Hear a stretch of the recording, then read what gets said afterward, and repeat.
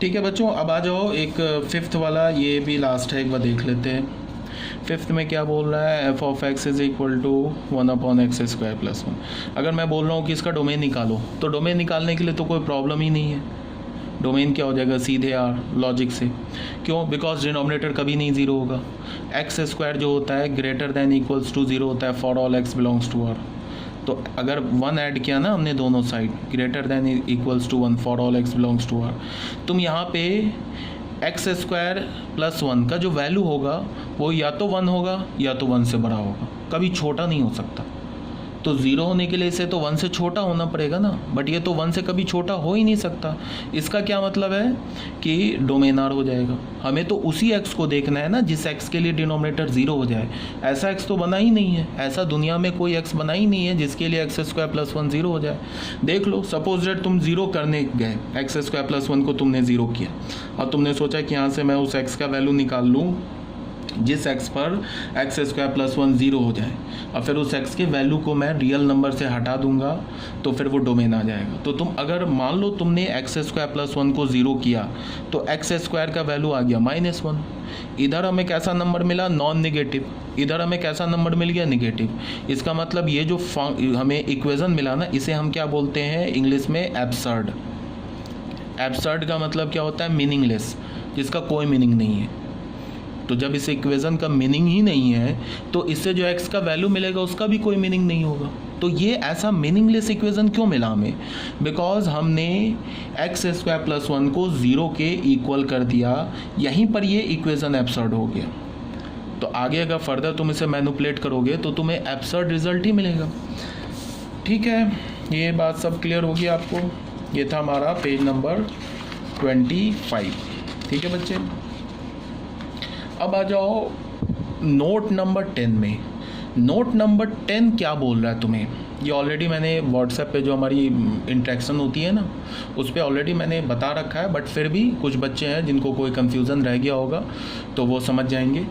तो note number 10 में क्या बोल रहा है कि the root of an expression is the value of variable for which the expression becomes 0। कोई एक्सप्रेशन है, अगर मैं बोलूँ कि कोई पर्टिकुलर इक्वेशन का रूट निकालो, एक्सप्रेशन का रूट निकालो, इक्वेशन का रूट नहीं निकलता है। इक्वेशन में अगर वेरिएबल होता है ना तो उसका वैल्यू निकलता है, रूट किसका निकलता है, एक्सप्रेशन का। ठीक है, तो अगर मैंने किसी एक्सप्रेशन का रूट बोला निकालने के लिए, तो इसका मतलब क्या है कि हमें उस x के वैल्यू को निकालना है जिस x के वैल्यू पर वो एक्सप्रेशन 0 के इक्वल हो जाए। जैसे फॉर एग्जांपल यहाँ पे हमारा फर्स्ट एग्जांपल क्या है, नोट नंबर 10 देख रहे हैं। मान लो मैंने तुम्हें fx दे रखा है x - 1, और मैं बोल रहा हूँ कि ये हमारा एक एक्सप्रेशन है, मैं बोल रहा हूँ कि इसका रूट निकालो, फाइंड रूट। तो रूट निकालने का मतलब क्या है कि हमें ऐसा x का वैल्यू खोजना है जिस x के वैल्यू पर x - 1 0 हो जाए। तो वो कौन सा वैल्यू है, 1। अगर तुम यहाँ पे 1 डालोगे तो 1 - 1, ये f ऑफ 1 का वैल्यू क्या मिल जाएगा, 0। इसको तुम ऐसे भी निकाल सकते हो, x - 1 को 0 करो, यहाँ से x की वैल्यू निकाल लो। तो ये जो x = 1 जो है ना, ये 1 इस एक्सप्रेशन x - 1 का रूट हो जाएगा। ठीक है ना।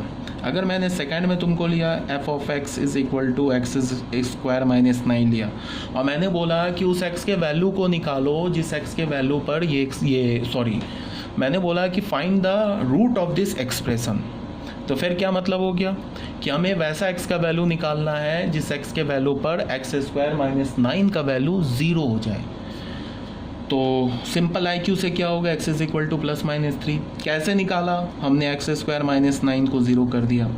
इसको लिखने का क्या मतलब हो गया कि यहाँ से इस इक्वेशन को सॉल्व करने का क्या मतलब हो गया कि यहाँ से जो x की वैल्यू मिलेगी उस x की वैल्यू पर ये क्या हो जाएगा, 0 हो जाएगा, और वही x का वैल्यू तो हमें चाहिए।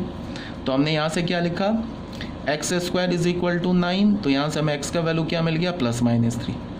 ठीक है, तो अगर मैं बोलूँ root of f of x किसके इक्वल है, x² - 9 के इक्वल है, इज +-3।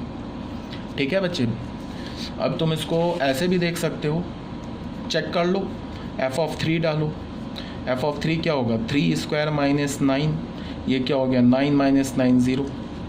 अगर मैंने 3 और -3 को रूट बोला है तो 3 और -3 पर इस एक्सप्रेशन का वैल्यू जो होगा वो 0 होगा। अगर मैंने f ऑफ -3 डाला तो क्या मिला, -3 का स्क्वायर -9, ये क्या मिल गया, 9 - 9 0, अगेन 0।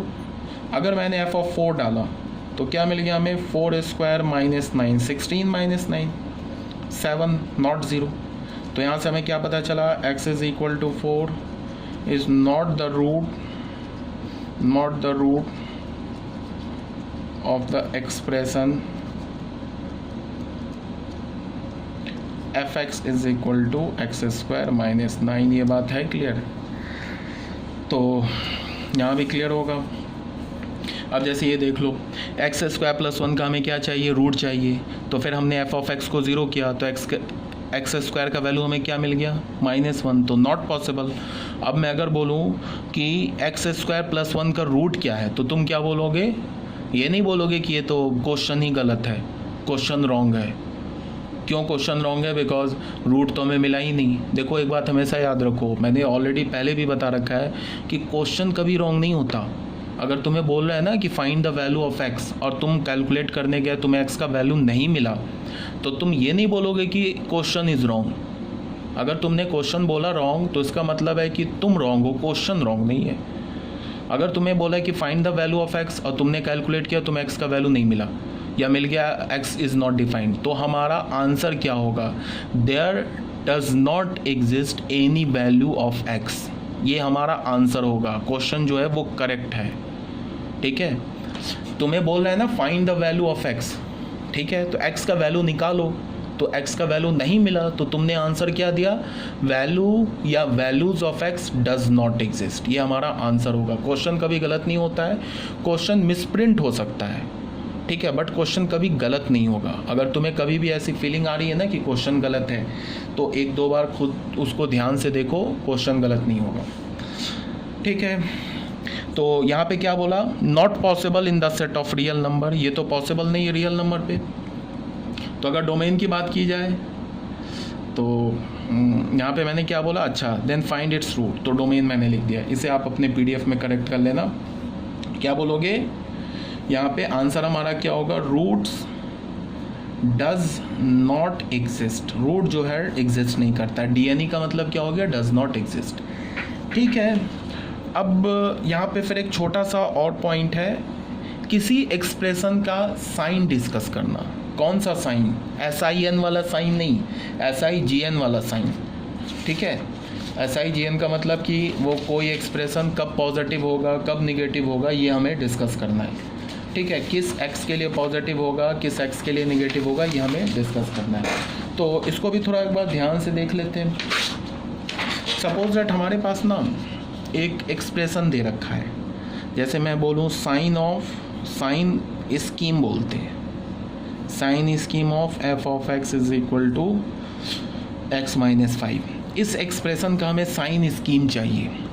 साइन स्कीम चाहिए, इसका क्या मतलब है कि हमें उन सारे x के वैल्यूज़ को बताना होगा, लिखना होगा जिस x के वैल्यू पर ये expression f of x (x-5) positive है। फिर हमें उन सारे x के वैल्यूज़ को लिखना होगा जिस x पर ये f ऑफ x निगेटिव है। फिर हमें उन सारे वैल्यूज़ को लिखना होगा जिस x पर ये f ऑफ x 0 है। तो कैसे लिखेंगे, सबसे पहले क्या करें हम लोग, रूट निकाल लें। कई सारे मेथड हैं, सबसे पहले रूट निकाल लें। रूट क्या होगा इसका, रूट होगा इसका x इज इक्वल टू 5। क्यों x is equal to 5 root होगा, देख लो, ये तो रूट अभी बताया है। f ऑफ x को 0 करो तो यहाँ से क्या होगा, x - 5 को 0 करो, इसका मतलब x - 5 का वैल्यू 0 कब होगा, x इज इक्वल टू 5 पर। तो ये जो x इज इक्वल टू 5 तो रूट मिल गया ना, ठीक है। अब हमें वो x का वैल्यू चाहिए जिस पर ये पॉजिटिव है पूरा एक्सप्रेशन और ये निगेटिव है। तो इसके कई रास्ते हैं। हमने f(x) को हमने पॉजिटिव बोल दिया, f(x) किसके इक्वल है, x - 5 के इक्वल है, ये पॉजिटिव हो गया। तो यहाँ से हमें क्या पता चला, x इज़ ग्रेटर देन 5। इसका मतलब कि ये कब ट्रू होगा, जब ये ट्रू होगा, ये कब ट्रू होगा, जब ये ट्रू होगा, इसका मतलब अगर x ग्रेटर देन 5 है तो फिर ये ट्रू है, और फिर ये ट्रू है तो ये ट्रू है। इसका क्या मतलब हो गया कि अगर तुमने x का वैल्यू 5 से ग्रेटर लिया तो f ऑफ x पॉजिटिव मिलेगा।